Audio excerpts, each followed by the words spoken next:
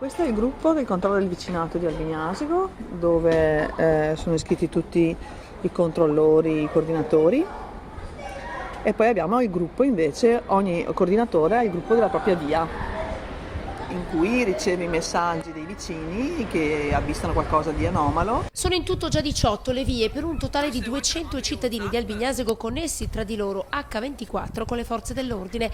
Il gruppo è organizzatissimo, ci sono coordinatori che prendono le segnalazioni dei cittadini e si relazionano con la polizia. È nato nel 2013, dopo purtroppo 3 visite che ho subito dai ladri, e mi sono attivata per far conoscere ai miei vicini questa iniziativa. Ho chiesto l'autorizzazione al comune, ne ho parlato con le forze dell'ordine e loro l'hanno accettato di buon grado. Anzi, devo dire che è stato forse uno dei pochi comuni del Veneto che l'ha accettato subito d'amblè, anzi ha sostenuto il progetto, tenendo anche delle riunioni pubbliche, quindi cercando anche di divulgarlo agli altri cittadini.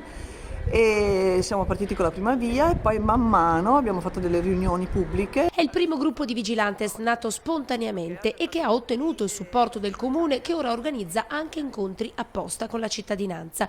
I ladri sanno che in quelle zone i cittadini non abbassano la guardia e sono avvisati anche da questi cartelli che tra l'altro proprio il comune ha finanziato, ma non vogliono essere chiamati ronde, hanno semplicemente deciso di essere in prima linea, un sistema di sicurezza partecipata a costo zero. Assolutamente no, anzi noi siamo contrari alle ronde, noi facciamo solo sorveglianza tra vicini di casa e la facciamo nelle normali azioni quotidiane che ci portano ad esporci sul territorio, quindi a poter osservare comunque la nostra via, chi va e chi viene.